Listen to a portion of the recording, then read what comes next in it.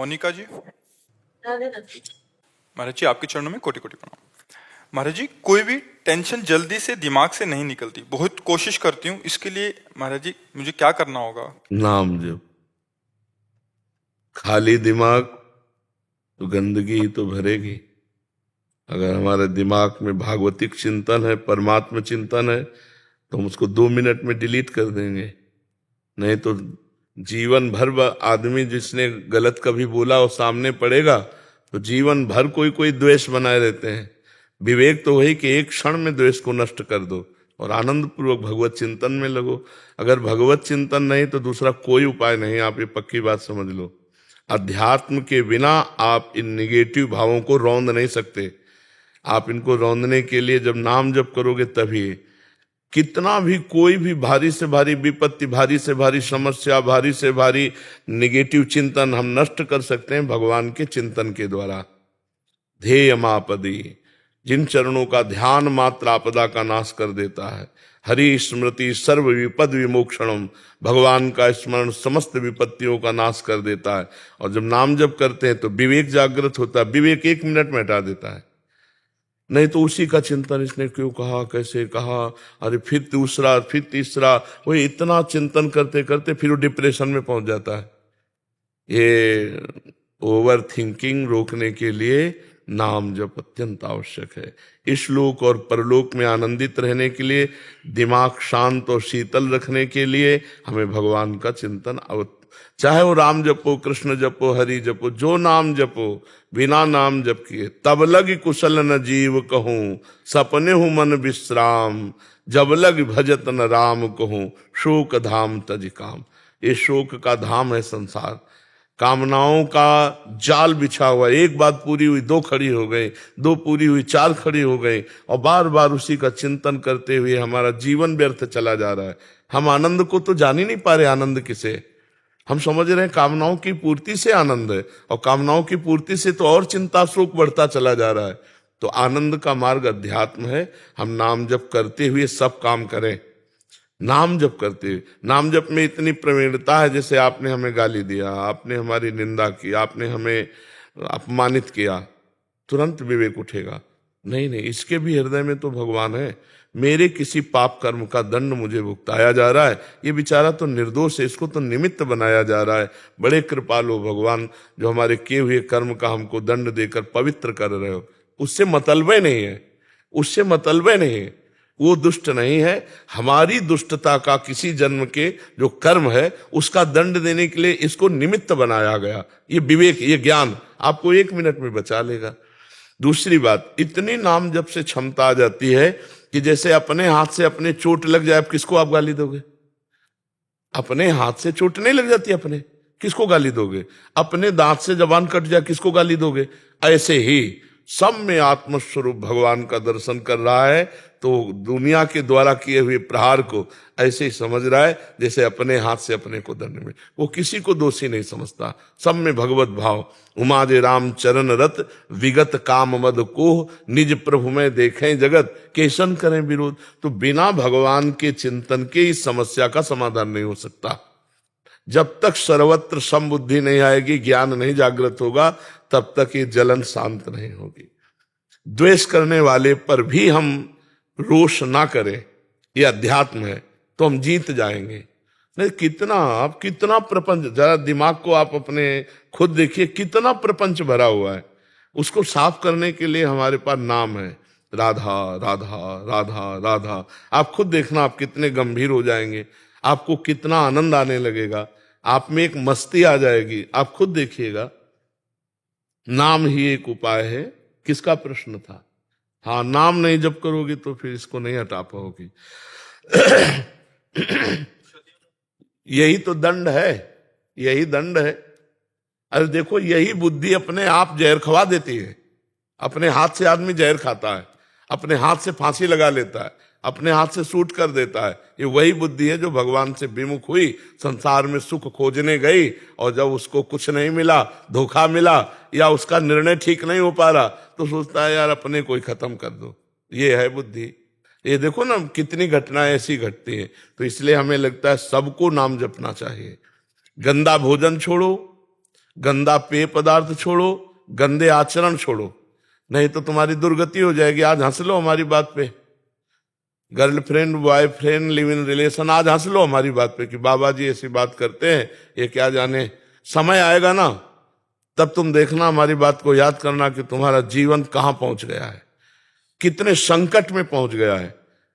सच्चे मानो सबको नाम जप करना चाहिए, गलत भोजन छोड़ना चाहिए, गंदा पेय पदार्थ छोड़ना चाहिए, गंदे बच्चों का संग छोड़ना चाहिए, तभी जीवन उन्नतिशील होगा।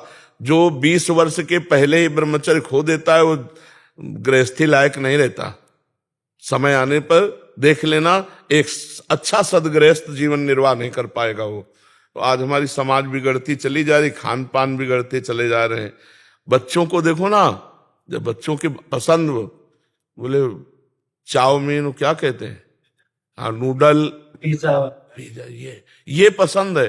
तो हम अच्छा पदार्थ जैसे रोटी दाल चावल सब्जी, ये शुद्ध जो घर के, ये पसंद नहीं आते। बहुत संभल करके भोजन, बहुत देखो, जैसा खाओ अन्न वैसा बने मन, जैसा पियो पानी वैसी बने वाणी, जैसा करोगे संग वैसा चढ़ेगा रंग। तो आज हमारा संग भी गड़बड़, मोबाइल जो चाहो देख लो, और मोबाइल में तो पूरा संसार है, जिस जो चाहो सर्च करो देख लो। और खान पान तो देख ही रहे हैं, पवित्र हो रहा है। और पान की तो पूछो मत, पीने के लिए तो मतलब नए नए बच्चे, छोटे छोटे बच्चे सब अपेय पदार्थ पीने लगे। हाँ, तो इनसे बचे तो ठीक है, नहीं तो बुद्धि निगेटिव ही चिंतन कराएगी। तो हमें लगता है कि आप नाम जप कीजिए, पवित्र भोजन कीजिए, तो इससे आप देखना फिर आपका निगेटिव भाव शांत करने के लिए विवेक जागृत हो जाएगा, वो तत्काल शांत कर देगा जी। ब्रिगेडियर अवरेंद्र प्रताप सिंह जी। महाराज जी राधे राधे। महाराज जी, मेरा पूरा परिवार कई पीढ़ियों से श्री हरिदास स्वामी परंपरा से जुड़ा है। मैंने भी 7-8 साल में ही गुरु मंत्र ले लिया था और उसका आज तक निरंतर जाप करने का प्रयास कर रहा हूँ। महाराज जी, नौकरी के दौरान कई बार विपरीत और जोखिम परिस्थितियां आई, बिहारी जी की कृपा का अनुभव हुआ। महाराज जी, मेरी तार्किक बुद्धि होने के कारण मुझे भक्ति में काफी चीजों के जवाब नहीं मिले, इसलिए, और साथ ही आडंबर और पैसे की चमक में मतलब अध्यात्म और निराकार स्वरूप की आकर्षित हो गया मैं। और अब हर रोज ब्रह्म मुहूर्त में निराकार स्वरूप का ध्यान कर रहा हूँ। और कई बार पहले बताओ, निराकार का ध्यान होता है? लाइट को देख रहे होते हो शुरू। ध्यान का विषय जो है ना, सब ध्यान मिट जाए, जो बचे उसे ज्ञान का ध्यान कहते हैं, आत्मस्वरूप का। सब ध्यान मिटा दो, जब आप बैठो तब कुछ ध्यान नहीं आना चाहिए। वो अगर प्रकाश स्वरूप है तो अंधकार कौन है?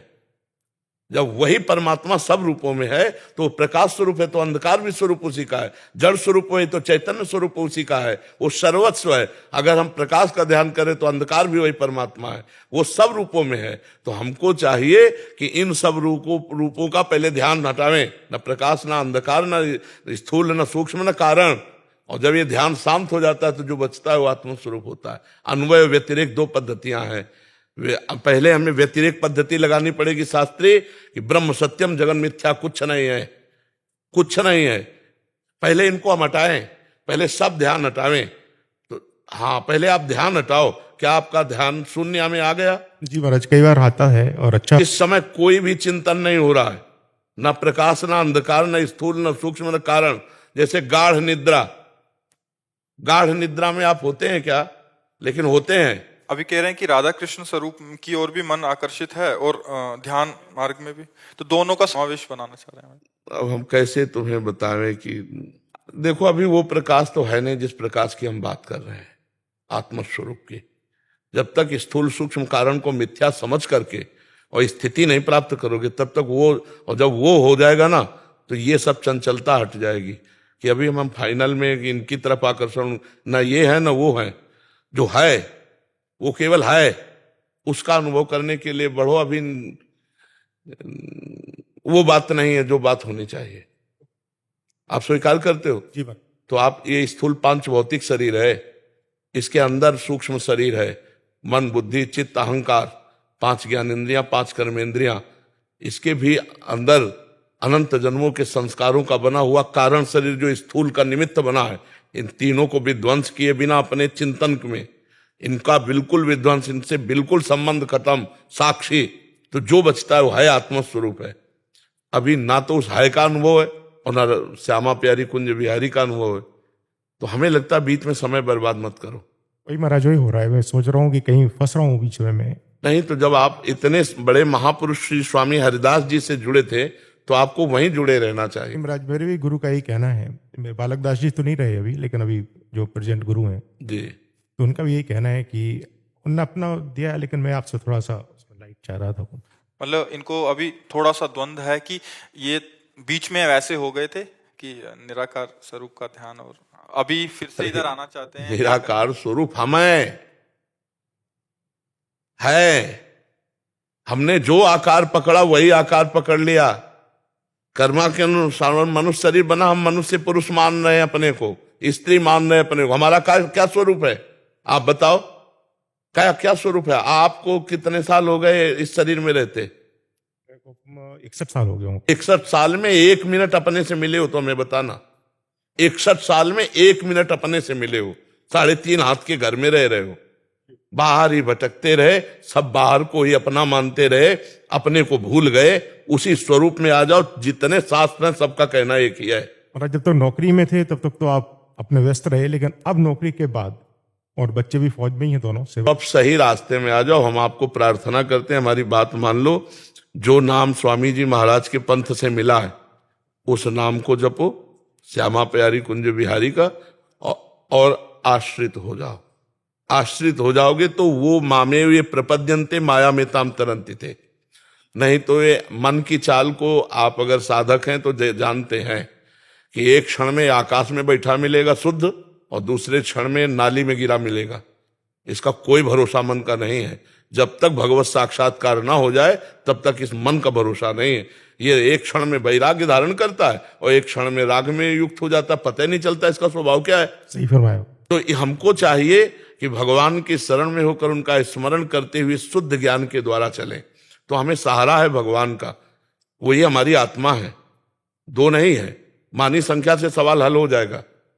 स्कूल में जब पढ़ते थे तो मानी संख्या से सवाल हल किया जाता था। आज भी पढ़ाई में ऐसा होता होगा, मानी संख्या इतनी तो सवाल हल हो जाए। तो मानी संख्या गुरुदेव ब्रह्म, मानी संख्या राधा कृष्ण ब्रह्म, मानी संख्या स्वामी श्री हरिदास जी। अब यहां से शुरू करो और उनकी शरण में होते हुए तो इतनी तन्मयता हो जाएगी कि आपका विस्मरण हो जाएगा, वही केवल बचेंगे। सवाल हल तभी माना जाएगा जब एक बचे। चाहे ज्ञान से आओ, चाहे भक्ति से आओ, चाहे योग से आओ, पूरी सृष्टि में एक ही बचे। चाहे वासुदेवा स्वरमित, चाहे जड़ चेतन जग जीव जत सकल राम में जान, चाहे सर्वम खलमिदम ब्रह्म, चाहे ईशावास्यमिदम सर्वम यत् किंचे जगत्याम जगत, किसी भी तरह से आओ एक।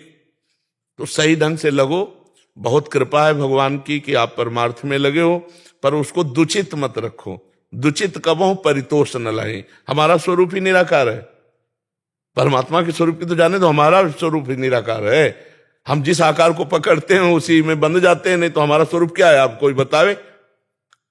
सिर्फ इतना संबोधन हो सकता है, उसी को ब्रह्म को, उसी को आत्मा को, उसी को परमात्मा को, केवल संबोधन है। लेकिन है क्या? वो तो अनुभव गम में भजें जे संता, अनुभव के द्वारा आता है। वो अनिर्वचनीय वाणी से बताया नहीं जा सकता।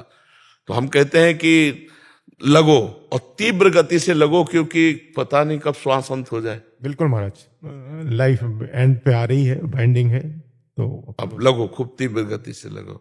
समझ में आया? आप जी क्या कह रहे थे? मम्मी के कहने पे आज वैसे विशेष दिन है, आपकी कृपा से आज आपके दर्शन तो हुए, लेकिन आज का दिन मम्मी का है जिन्होंने मुझे जन्म दिया है, उनका जन्मदिन है। तो कल उन्होंने कहा था कि कल विशेष स्नान होता है, तो उन्होंने कहा स्नान करने जरूर जाना यमुना जी के। तो हम रात को करीबन जब वहाँ से तलहटी से आए और समय मिला तो वहाँ गए, तो वहाँ सबसे बोला कि यहाँ पे कोई सफाई भी कर रही थी अभी, यहाँ लेडी और महाराज भी हैं, सब है। तो सब कह रहे कि यहाँ तो कोई नहीं है। अब मुझे मेरी भारिया है, उनको दोनों को दर्शन हुए, कोई और भी नहीं। जैसे मेरे साथ आया है ये अभी हाल, उनसे बोला कि आपने देखा? बोले किसी ने देखा। हम दोनों कह रहे कि हमको तो नजर आई। तो ऐसा लगा साक्षात यमुना महारानी के दर्शन हुए कल। यहाँ तो दिव्य सहचर्या भगवान का दिव्य धाम है। यहाँ तो कुछ भी दिव्यता हो सकती है, या तो कोई आश्चर्य की बात नहीं है। ये तो बहुत दिव्य धाम है वृंदावन। यहाँ तो प्रिया प्रीतम विराजमान है, अनंत सहचर्या है। कौन सहचरी यमुना जी की सेवा में थी, कौन क्या कर रहे, पता नहीं कौन सी शक्ति कहाँ विचरण कर रही है। तो धाम है ना प्रभु का। हमारी दृष्टि हो तो हम पहचानना शुरू कर दे। जी मुकेश अग्निहोत्री जी, राधे राधे महाराज जी। महाराज जी, आप उप मुख्यमंत्री हैं हिमाचल प्रदेश के। महाराज जी, आप कह रहे हैं कि आपकी पत्नी की अकाल मृत्यु हो गई थी, बट एक दिन पहले आपसे मिलने की उनको तीव्र इच्छा थी और बहुत प्रयास भी किया, बट मिल नहीं पाए, मतलब वहीं से। महाराज जी, उनके अंतिम इच्छा को पूरी करने के लिए आप आए हैं महाराज जी। हाँ, धन्यवाद है। हमें लगता है कि एक श्रीमद् भागवत का पाठ करवा लेना, मूल संस्कृत का पाठ भागवत का करवा के संकल्प करके अपनी पत्नी को दे दीजिएगा। तो मूल संस्कृत के पाठ से क्या है कि अकाल मृत्यु में जहां भी जो भी गति होगी उसमें उन्नति हो जाएगी, क्योंकि भागवत इतनी समर्थ है कि धुंधकारी प्रेत बन गया था, फिर भी उसे भागवत ने भगवत स्वरूप प्रदान करके परम पद दिया। विमान आया था गोकर्ण जी के सामने, तो हमको लगता है कि तस्मात् शास्त्रम प्रमाणम थे, तो अगर उनकी इच्छा की पूर्ति तो उनकी सदगति की भी पूर्ति करवा दीजिए। अगर आपको समय मिले तो 7 दिन स्वयं बैठकर सुनिए, और नहीं समय मिलता तो पुत्र या किसी को भी बैठा दीजिए, और उत्तम जो संस्कृत के ज्ञान से परिपूर्ण है और जो विश्वास पूर्वक पूरे अध्यायों का पाठ कर सकते हैं, तो उनको उचित दक्षिणा दे करके पूजन करके 7 दिन अगर भागवत का पाठ हो और वो संकल्प करके उस जीवात्मा को दिया जाए जो आपकी पत्नी बन के आए, परम मंगल हो जाएगा। आप ऐसा कर लेना, शायद भगवान ने इसीलिए आपको भेजा होगा कि उसका मंगल हो जाए। हाँ, जीव का मंगल होना, भगवान की लीला कथा और भगवान के भक्त, यही है जहां से मंगल होता है। यदि भक्त मिल गए तो भगवान की लीला कथा सुनने को मिल गई तो मंगल हो गई, और भगवान का नाम, ये सब मंगलमय है। तो अनुष्ठान भागवत का करवा लीजिएगा 7 दिन के लिए, और संकल्प करके पत्नी को दे दीजिएगा। विजय उपाध्याय जी, चंडीगढ़ से। महाराज जी, आपकी आज्ञानुसार श्री स्वामी राम सुखदास जी महाराज जी की गीता जी की टीका का अध्ययन का अवसर मिला। महाराज जी, उसमें एक वाक्य में कहा है, एक श्लोक के अर्थात में, कि साधक को सुख दुख का भोग नहीं करना चाहिए, प्रस्तुत सुख दुख का सदुपयोग करना चाहिए। तुम इसे समझ नहीं पा रहे क्या? सुख दुख का भोग करना मतलब सुख दुख में फंस जाना। और सुख दुख किसको प्राप्त होता है? आत्मा को थोड़ी प्राप्त होता है। ये अंतःकरण धर्म से है, ये मन को है। अगर सुख का भोग करोगे, दुख का भोग करोगे, तो इसी में फंसे रहोगे। सुख दुख से परे जो सच्चिदानंद परमेश्वर है, उसके सुख को तो पा ही नहीं पाओगे। सुख दुख 2 कर्मों के फल से आता है। पुण्य फल से सुख आता है, पाप का जो फल आता है वो दुख आता है। तो हम केवल इतना ही भोगने के लिए पैदा हुए हैं क्या? हम कोई पशु थोड़ी है। पशु सुख दुख केवल भोगता है। हमारे पास सुख आएगा तो हम 4 को बांट देंगे, और दुख आएगा तो गंभीर होकर के नाम स्मरण करते हुए उस पर विजय प्राप्त करेंगे। जो दुख भोगने का मतलब है उसमें लीन हो जाना। जैसे कोई पराजित हो जाता है इतना दुख में कि वो अपने शरीर को भी नष्ट करने की सोच लेता है, वो दुख का भोग करने लगा। सुख आया, इतना फूल गए, नाच रहे हैं, इतना उद्दंडता कर रहे हैं, नहीं, गंभीर रहो। सुख आया है, 4 को बांट के खाओ। दुख आया है, नाम जप करते हुए गंभीर होकर उसको पार कर जाओ। जैसे दिन है तो रात आएगी, फूलो मत। रात है तो निराश मत हो, दिन आएगा। ऐसे ही सुख दुख का चक्र चल रहा है, और आप चक्र से मुक्त होना चाहते हैं तो सुख दुख का भोग मत करो, परमात्मा स्वरूप में चित्त को लगाओ। अगर सुख दुख का भोग करोगे तो परमात्मा का चिंतन हो ही नहीं पाएगा। तो हम सुख में अगर फूलेंगे तो प्रभु को भूल जाएंगे, अभिमान आ जाएगा। मैं धनी, मैं विद्वान, मैं अमुक अमुक अमुक, नष्ट हो जाएगा। दुख में अगर हम डूबे तो प्रभु को भूल जाएंगे, हम अपने को बड़ा हे समझकर अपने जीवन को बर्बाद कर लेंगे। सुख और दुख दोनों से हम साक्षी भाव से देखें उसको। सुख आया बांट देते हैं और आनंद मगन रहते हैं, और दुख आया तो आनंद स्वरूप परमात्मा में चित्त लगाकर उसे भोग लेते हैं। देखो, कहीं आपको जलाया जाए, कष्ट दिया जाए तो आपको अच्छा लगेगा क्या? नहीं लगेगा ना। लेकिन जिन महापुरुषों ने सुख दुख का त्याग कर दिया, वो कह रहे हैं, तेरा किया मीठा लागे, हरि नाम पदारथ नानक मांगे। श्री गुरु अर्जुन देव जी के वचन है। तपते हुए तवे पे बैठा दिए गए, ऊपर से तप्त बालू डाली जा रही, और वैसे मुस्कुरा रहे हैं जैसे फूलों की वर्षा उनके ऊपर हो रही हो। कह रहे तेरा किया मीठा ला। अब आप सोचो, परमात्मानंद में जो मगन है तो इतना बड़ा दुख कि सोचकर हृदय कांप जाता है। लाल लोहे का तवा उस पर बैठाल के ऊपर से तप्त बालू डाली जाए और कितने कितने कष्ट दे खौलते हुए उसमें, लेकिन मुस्कुराहट उनके रहे, क्योंकि परमेश्वर के सुख में, परमात्मा सुख में वाहे गुरु वाहे गुरु वाहे गुरु, बस इतना ही तेरा किया मीठा। मतलब कैसी स्थिति है महापुरुषों की, कैसी स्थिति है। यहाँ थोड़ी प्रतिकूलता मिले तो भक्ति में संशय होने लगता है। तो इसलिए वहां जो सिद्धांत वर्णन हुआ कि सुख दुख में मत फंसो, इसके ऊपर उठो, परमेश्वर की प्राप्ति के लिए, अखंड प्रसन्नता के लिए, भगवदानंद के लिए, ये सुख दुख के ऊपर उठो। ये सुख दुख पाप पुण्य का फल है और हम आत्मस्वरूप हैं, हमें भगवदानंद चाहिए जो हमारा स्वरूप है, तो हमें आगे बढ़ना होगा। गौरव सिंह जी वाराणसी से। महाराज जी, जी दंडवत महाराज जी। महाराज जी, क्या संत महात्मा व गुरु जी की सेवा के द्वारा सरलता अर्थात सुगमता से आत्म साक्षात्कार हो सकता है, या केवल नाम जप व इष्ट के ध्यान के द्वारा ही आत्म साक्षात्कार हो सकता है? दोनों में से सुगम पथ ये दो हैं ही नहीं। गुरु अगर अपनी सेवा में, शरीर सेवा में लगे हैं तो हमें फिर अन्य कोई साधन की तरफ देखना नहीं है।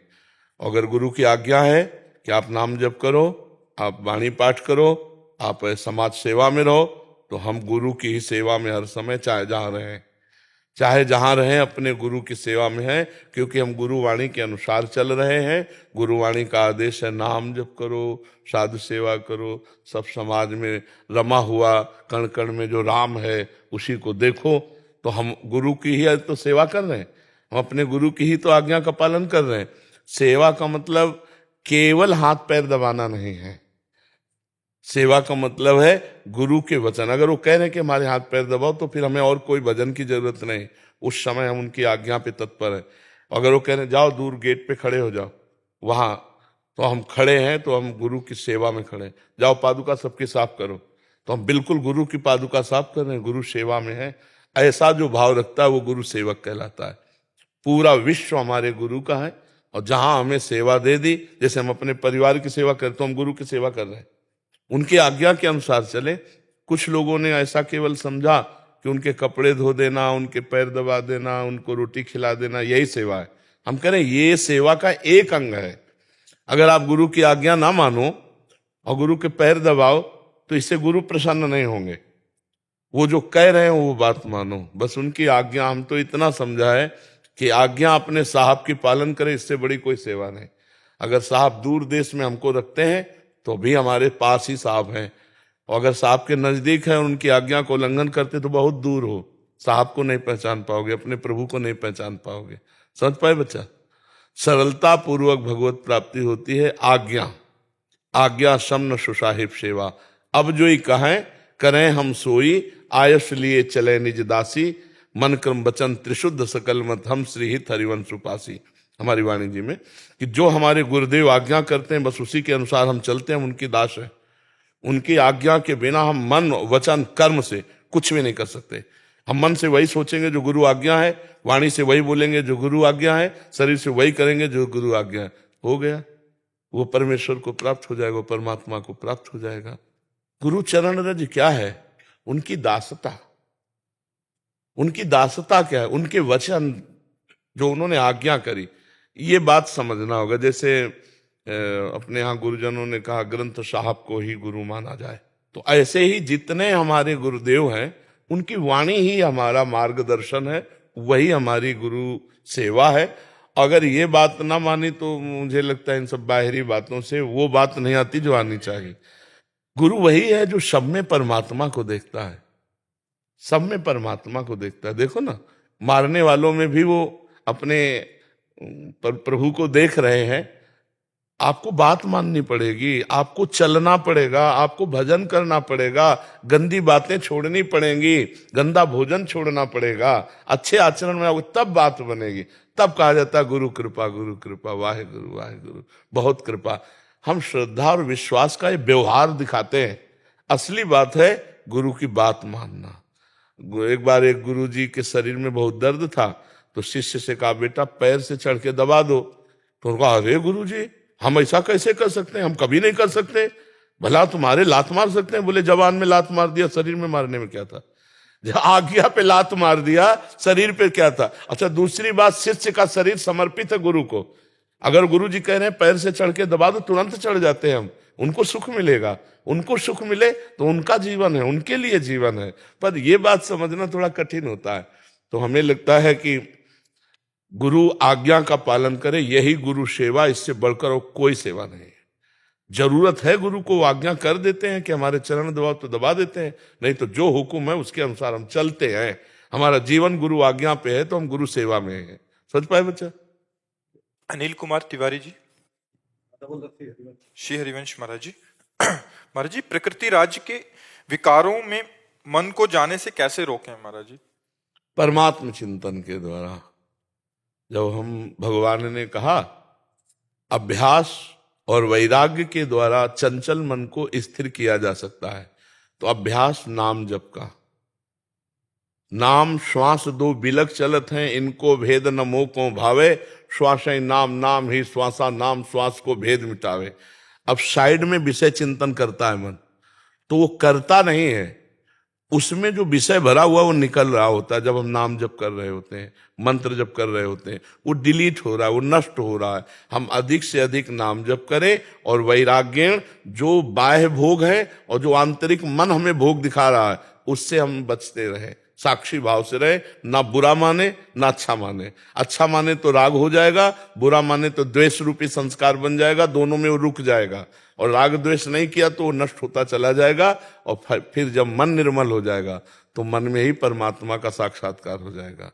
मन ही भगवान है। इंद्रियों में मैं मन हूं, जहां निर्मल मन हुआ सो भगवत साक्षात्कार हो गया। निर्मल मन जन सो मोहि पावा, और मोहि कपट छल छिद्र न भावा। तो खूब परमात्मा चिंतन, भगवत चिंतन किया जाए, ऐसा अव्यावृत भजनात्, अखंड भजन, तद विस्मरणेन परम व्याकुलतेति। अगर थोड़ी देर के लिए भी नाम छूटे तो हम ऐसे व्याकुल हो जाए, जैसे मछली को जल से अलग करो तो तड़पने लगती है। तब जाकर विषय चिंतन नष्ट होता है। पहले विषय चिंतन नष्ट होगा, फिर विषयों के द्वारा जो अनंत जन्मों में हमसे पाप हुए वो सब भस्म होंगे, तब भगवत साक्षात्कार हो जाएगा। जिसे संचित कर्म कहते हैं वो सब भस्म हो जाते हैं जो निरंतर भजन करता है। नाम कीर्तन, नाम जप, गुरुवाणी का अपने अनुसरण, जो वाणी है उसका गायन श्रवण, ये सब हृदय के मल का नाश करने वाले हैं। बस निरंतरता रहनी चाहिए। सातु दीर्घ, पातंजलि जी कह रहे हैं, सातु दीर्घ काल निरंतर सत्कार सेवितो दृढ़ भूमि। दीर्घ काल, लंबे समय तक आदर के सहित निरंतर नाम जपा जाए तो दृढ़ भूमि, हृदय एकाग्र पवित्र हो जाता है और नाम स्वतः चलने लगता है। जैसे हम श्वासें चला नहीं रहे, ऐसे ही नाम उसमें श्वासों के साथ चलने लगता है। फिर वो सिद्धों की कोट में आने लगता है। पर ये है कठिन ना, नाम जप करने के लिए अंदर ही अंदर देखो तो मन में इतनी गंदगी भरी को जब निकलती तो लगता है तो पहले नहीं था। जब हम नाम जप नहीं कर रहे थे तब इतना नहीं था जितना अब नाम जप कर रहे हैं। पर उस समय समझो वो डिलीट हो रहा है, वो नष्ट हो रहा है। नाम जप करते हुए जो गंदगी बात आती है ना, वो सब नष्ट हो रही, गंदी बातें नष्ट हो रही है। तो मौका पता नहीं कब मिलेगा। गुरु नानक साहब ने बोला, पवन गुरु पानी पिता माता धरतम हत। पवन गुरु है, पानी पिता है, धरती हमारी माता है। जी जी। पर हम इसको इतना विशैल कर चुके हैं। मैं तो पंजाब से आया हूँ जी जी। तो हमारी तो पंजाब की धरती पे बड़ा अच्छा था, पर अब माहौल इतना जहरीला हो गया है जी। इसके बारे में हम मार्गदर्शन करें। इसमें क्या है कि हम इतने वासनाओं से युक्त हो गए कि हम प्रकृति को दूषित करने लगे हैं। अपनी वासनाओं के खेल से ही ये सब प्रकृति दूषित हो रही। जहां देखो रुपए के लोभ से वृक्षों को काटा जा रहा है। जो ऑक्सीजन देते हैं, कार्बन ऑक्साइड लेते हैं, वो वृक्ष ही नहीं रहेंगे तो प्रदूषण बढ़ेगा कि नहीं बढ़ेगा? अच्छा, हम जब आपको अभी यहाँ के 26-27 वर्ष पहले कह रहे, वृंदावन में 2-4 गाड़ी दिन में आ जाए तो आ जाए, नहीं यहाँ गाड़ियां नहीं आती थी। अब यहाँ कदम रखने की जगह नहीं रहेगी, इतनी तो गाड़ियां चल रहे हैं कि जब हम यहाँ वृंदावन पहली बार आए थे तो यमुना जल पीते थे कमंडल से। हमारी नदियां दूषित हो गई, हमारा वायुमंडल दूषित हो गया, हमारा भोजन दूषित हो गया। शुद्ध गाय के दूध का, या जो गांव में जैसे मठा बनता ना, और शुद्ध बिना खाद की अनाज की रोटी, तो वैसे ही मतलब अब आप देखो इतना केमिकल कीड़ा नष्ट करने के लिए और उसको अधिक अन्न उपजाने के लिए इतना डाला जाता, अन्न दूषित हो गया। लोग पैसे के लोभ से दूध को दूषित कर दिए, इतना लोभ, इतनी वासनाएं बढ़ गई, ऐसे पूरा वातावरण दूषित हो रहा है। और केवल प्रकृति दूषित नहीं हो रही, पुरुष भी दूषित हो रहा है। आप देखो गंदी गंदी बातें हृदय में ही रात दिन चलती रहती हैं, भगवान का चिंतन, अध्यात्म का चिंतन ये नहीं, कहीं देश के लिए या अपने समाज के लिए या अपने परिवार के लिए, अपने गांव के लिए समर्पण की वृत्ति का चिंतन तो होता नहीं, तो इसलिए पूरा वातावरण बिगड़ता चला जाए। आप देखना कुछ दिन के बाद खेती से अन्न उपजना मुश्किल हो जाएगा। ये जो आप केमिकल डाल रहे हैं, जो खादें डाल रहे हैं, ये धीरे धीरे उसकी जो शक्ति है उसको छीण कर रहे हैं। क्योंकि जैसे उपजाऊ भूमि में 15 मन गेहूं होता था, स्वतः गाय का गोबर डालकर ऐसे बनाने, आज 50 मन हो रहा है। तो गेहूं तो बहुत बढ़ रहा है, लेकिन वो शक्तिहीन है, उसमें केमिकल के अन्न का प्रभाव जो है ना वो उससे दूषित हो गया है, और भूमि दूषित होती जा रही। आप खाद डालते रहो, फिर वो खेत जो है जिस दिन अपनी शक्ति खो देगा तो उसमें अन्न उपजाना मुश्किल। और देखो प्रकृति कितना सब वस्तुएं गुप्त करती चली जा रही। आम के बगीचे थे, आपके खेत नहीं है, आपके पेड़ नहीं है, लेकिन आप 10-20 किलो आम ला सकते हैं, ऐसे बगीचे थे। देहात की बात कह रहा हूं, एक पेड़ नहीं रह गया। कुछ लोभ से लोगों ने, और कुछ प्रकृति का ऐसा हुआ कि बड़े बड़े पेड़ सब सूख गए। तो अब ये वायुमंडल हमारे द्वारा ही नष्ट किया गया है, हमारे द्वारा ही दूषित किया जा रहा है। अब भगवान बुद्ध सद्बुद्धि दे तो बिना वृक्षों के, आपको हम कह रहे हैं हमारा जीवन अधूरा है, उसी से वर्षा होती, उसी से हमारा जीवन। और अब सब जगह वृक्ष काटे जा रहे हैं, सब जगह ऐसे ऐसे वृक्ष काटे जा रहे हैं, बड़े बड़े जो शुद्ध ऑक्सीजन देते हैं, जैसे पीपल है, वटवृक्ष है, नीम है, ये बहुत आवश्यक वृक्ष हैं, अपने बीच में होने चाहिए। तो अब इसके लिए भगवान ही सद्बुद्धि दे तो हो सकता है, नहीं ऐसे कितना कर सकते हो। बड़े बड़े नाले यमुना जी में गिर रहे हैं, पूरी मतलब आप देख लो तो आपको लगेगा कैसे हमारी नदियां पवित्र हों। जैसे गंगा है, यमुना है, ये तो पावन नदी हैं, और वो स्वभाव में अपने परम पवित्र, इसलिए भक्त लोग आज भी सेवन कर रहे हैं। लेकिन जगह जगह नाले सब उन्हीं में गिर रहे हैं, और बड़े बड़े अनुष्ठान किए गए कि यमुना जी शुद्ध हो। जब तक हम लोग खुद तैयार नहीं होंगे और थोड़ा सहयोग मिले सरकार का, ऐसे सब लोग वृक्ष, एक परिवार का अगर एक वृक्ष लगावे तो हमारी, लेकिन परिवार पूर्वजों के लगे हुए वृक्षों के नगद पैसे मिल रहे हैं, तो कटवा के शराब पी रहे हैं, वृक्ष कहां से लगाएंगे।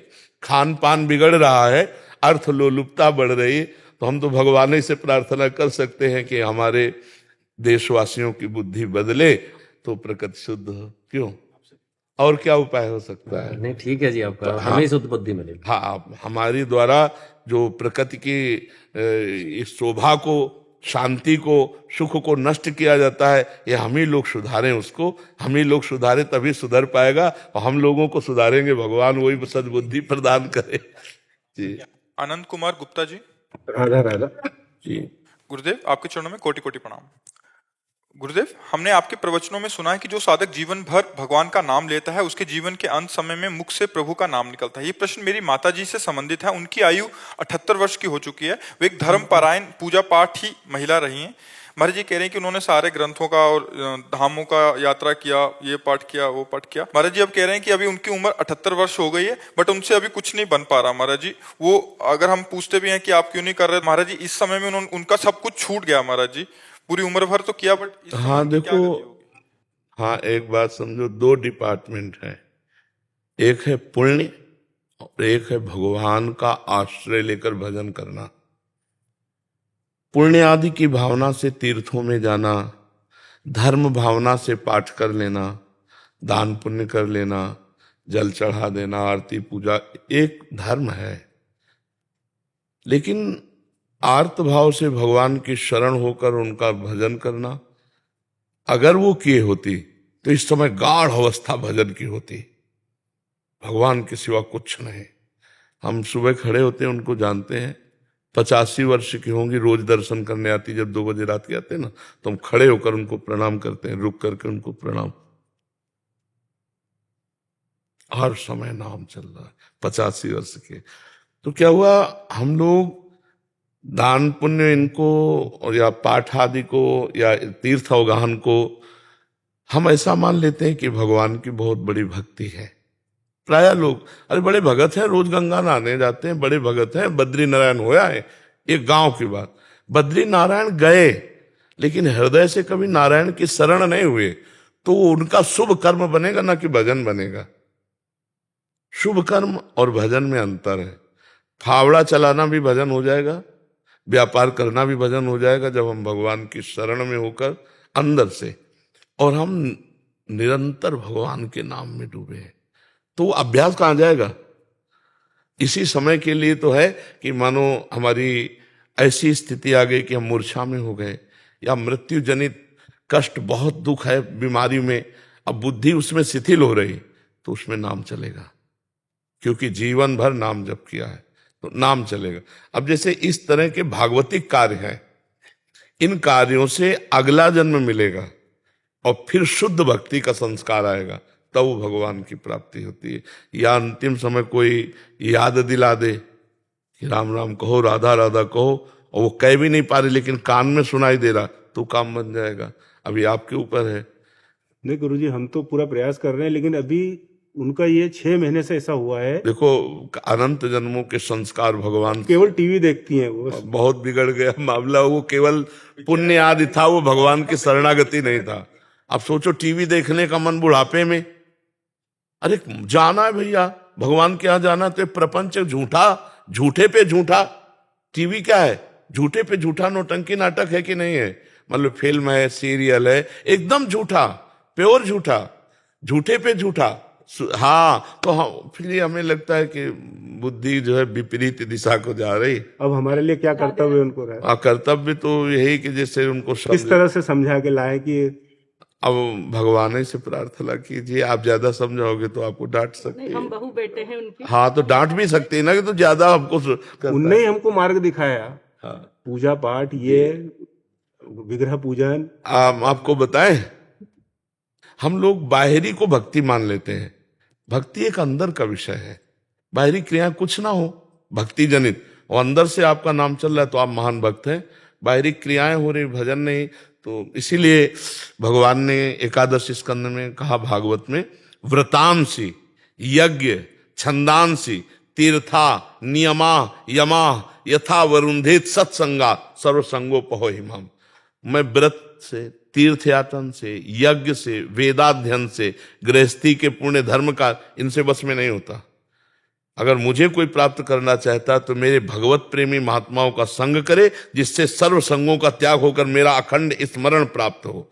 स्मृति से भगवत प्राप्ति होती है। यस्य स्मरण मात्रेण जन्म संसार बंधनात् विमुच्यते नमस्तस्मै विष्णुवे प्रभु विष्णुवे। जिनका स्मरण मात्र संसार समुद्र से हमें मुक्त कर देता है। अच्छा, वृद्धावस्था में बुद्धि भ्रष्ट हो जाती है।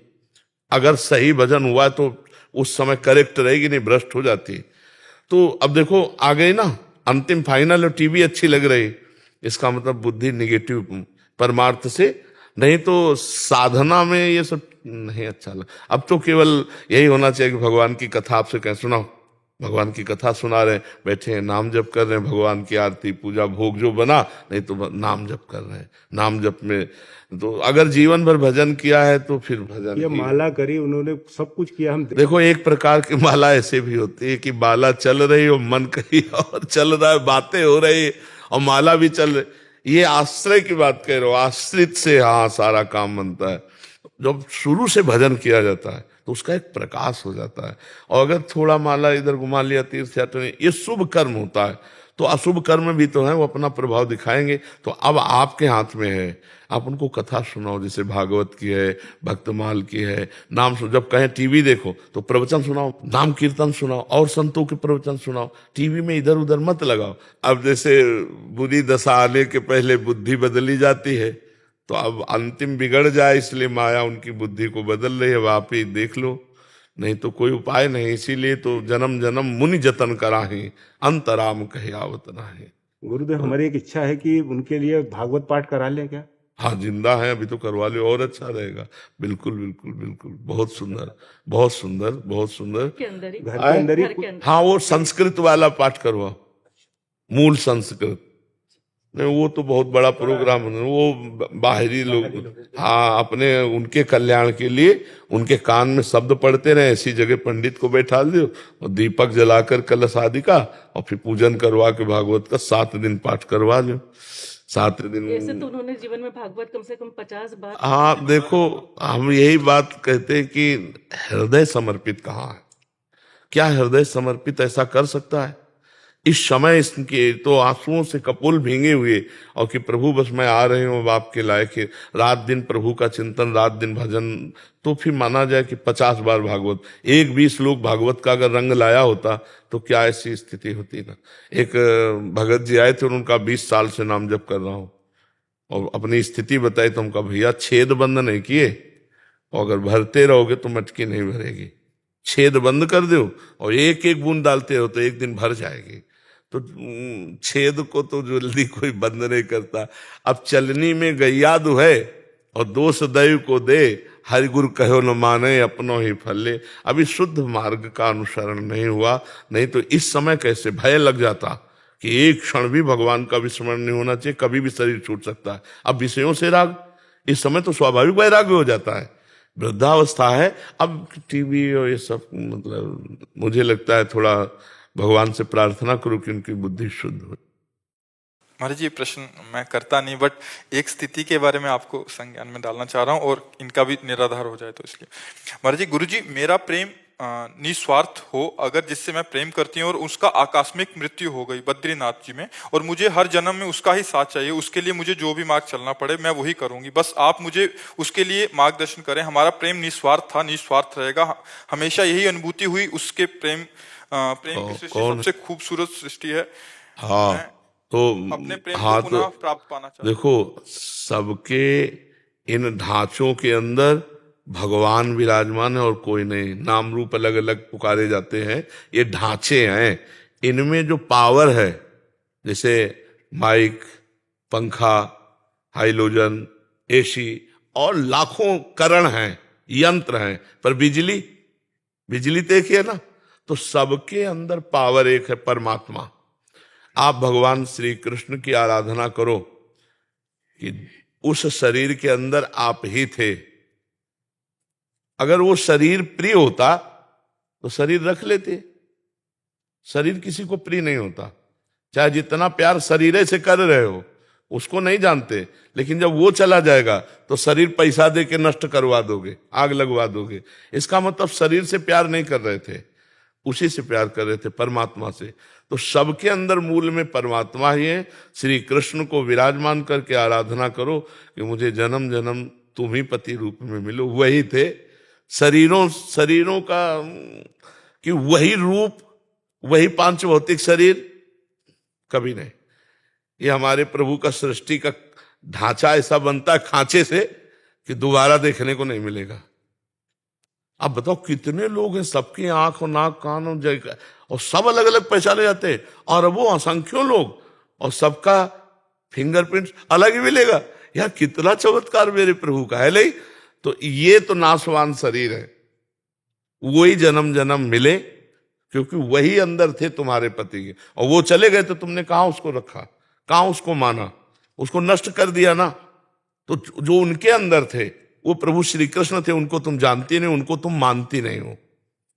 नहीं ये प्रश्न न रहता, ये प्रश्न खत्म हो जाता कि मैं हे परम सुंदर सबके अंदर विराजमान श्री कृष्ण, मैं तो जानती नहीं थी कि तुम ही हो, मैं तो उस ढांचे को अपना प्रिय मान रही थी। अब वो समझ में आ गया कि ढांचे के अंदर तुम छुपे थे। आप ढांचे से प्यार नहीं, बाप से प्यार हो। अभी निहाल हो जाओ, अभी मंगल हो जाएगा और जन्म जन्म के लिए उन्हीं को प्राप्त हो जाओगी, उन्हीं के धाम जाओगी।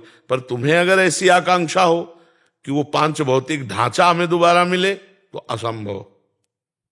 ये माया का खेल है, एक बार गर्त में गिरा दिया तो दोबारा खाक में मिलने के बाद वो रूप नहीं मिलेगा, वो फिंगरप्रिंट नहीं मिलेगा। और वो जीवात्मा जो परमात्मा स्वरूप है वो मिल भी जाए तो तुम्हें किसी भी तरह से प्यार नहीं करेगा। ये केवल ढांचे ढांचे का होता है प्यार। जैसे माता पिता हमारे मर गए, अब वो कहीं ना कहीं तो लीला में है भगवान की, उनको हमारी स्मृति नहीं, केवल स्मृति। जैसे पूर्व जन्म में अपने लोग तो आए ही हैं, हमारा तो जन्म कोई पहली बार थोड़ी हुआ है। पूर्व में जैसे छोटा बच्चा है तो आप माँ जब दुग्ध लगाती है तो पीने लगता है ना, किसने सिखाया? पूर्व का अभ्यास है, ऐसे करो, वो रोने लगेगा, मतलब ये ज्ञान पूर्व का है ना उसको।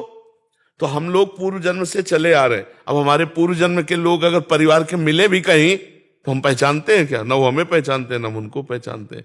ये मायाकृत मोह छोड़ो, न तुम स्त्री हो न वो पुरुष, तुम दोनों के अंदर परमात्मा विराजमान हो, परमात्मा की आराधना करो और उसी को प्राप्त हो जाओ तो उसी को प्राप्त हो जाओगी जिसको प्राप्त करना चाहती हो। अपने प्रेम का नाम जप कर सकते हैं। मोहांधकार है, भगवान का नाम जप करो। प्रेम तो भगवान से ही करती थी, शरीर से करती होती तो रख लेती ना। हम बार बार तो कह रहे, आपने जाना उस शरीर के अंदर कौन था? तो मान लो ना, फिर क्या है? इन नासवान शरीरों की क्या आकांक्षा करती हो? सच्चिदानंद जो सबके हृदय में विराजमान, वही कृष्ण, वही राम, वही विविध रूप धारण करता। प्यार करो तो इनसे करो, इनकी बन के रहो, जीवन कृतार्थ हो जाएगा। हमारी सलाह हम तुमको, अब ये तो ऐसे कहते हाथ में गुदवा लिया, बोले 7 जन्म का बंधन, 7 जन्म, अगले 5 मिनट में तुम्हारी धज्जियां उड़ के तुम कहां पहुंच जाओगे तुम्हें पता नहीं। काल तुम्हारे अधीन नहीं, तुम काल के अधीन हो। ये सब लौकिक वासनाओं की खेल है, शरीरों में आसक्ति होने के कारण। नहीं, एक परमात्मा के सिवा दूसरा कोई नहीं है। हमारी बात समझ लो। आप सरल हृदय हैं, आप पवित्र हृदय हैं, इसलिए आपका प्रेम जिसे कह रहे हैं वो खास बात मोह में है, और मोह से प्रेम में आ जाएगा तो फिर आप जिधर देखोगे उधर आनंद सिंधु भगवान ही नजर आएंगे। हमें तो यही लगता है कि अपना प्यारा वही है, और सब कोई उन्हीं से प्यार करता है यार, सब कोई। अगर आपका पुत्र पधार जाए, मान लो पुत्र के अंदर का परमात्मा चला जाए, तो रख लियो आप 10-5 दिन।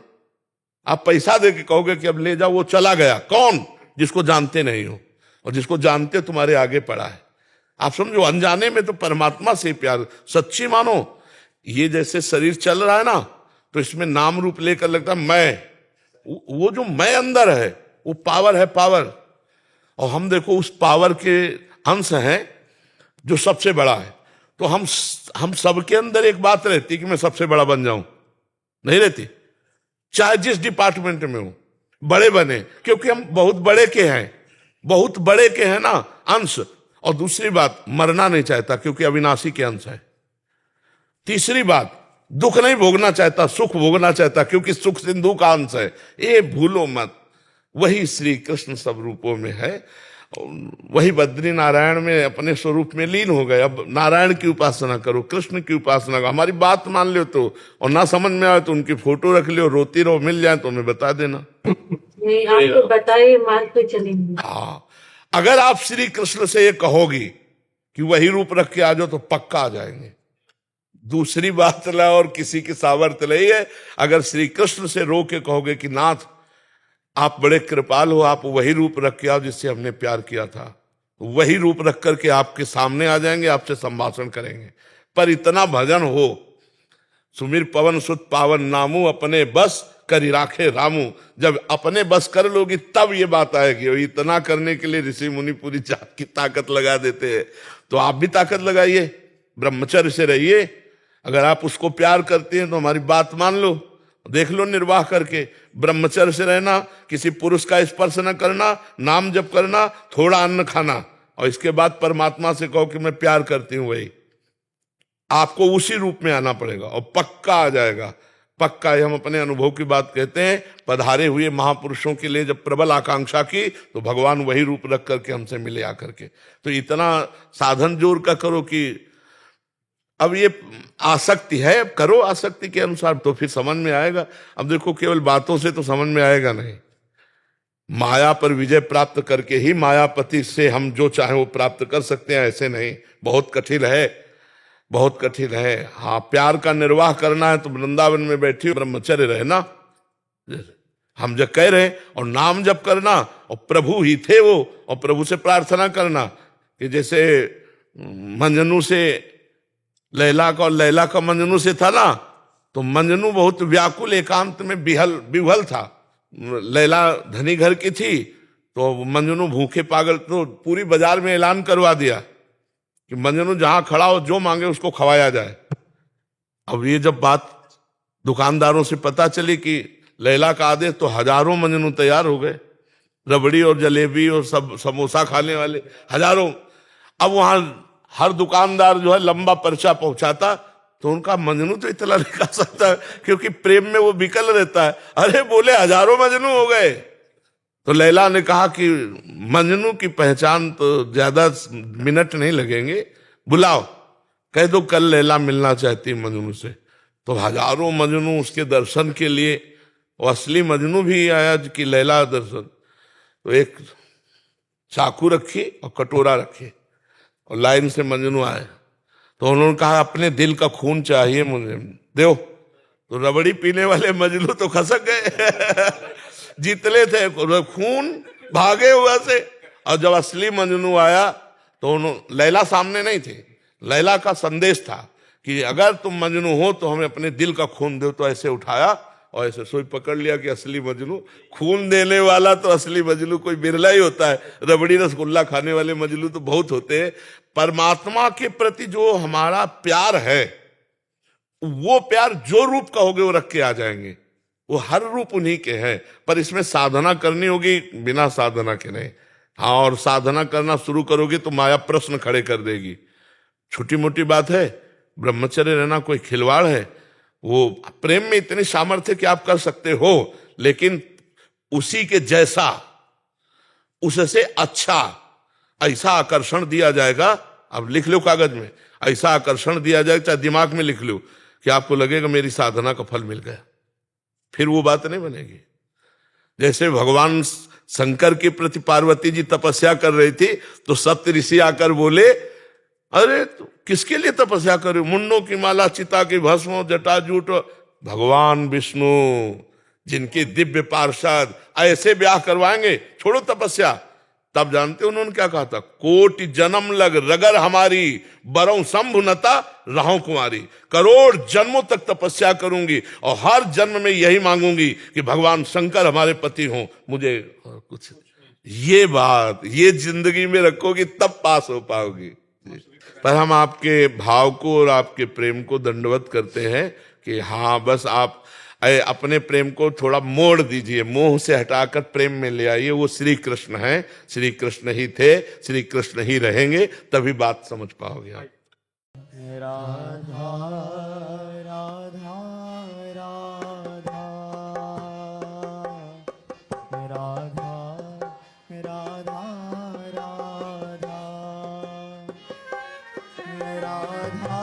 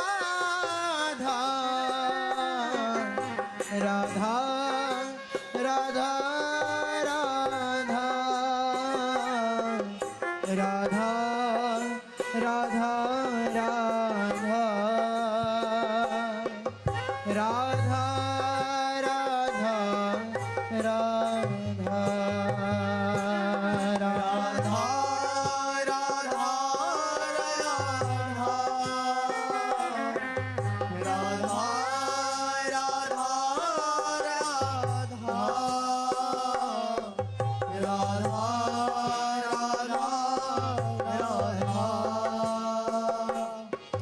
राधा राधा राधा श्री राधा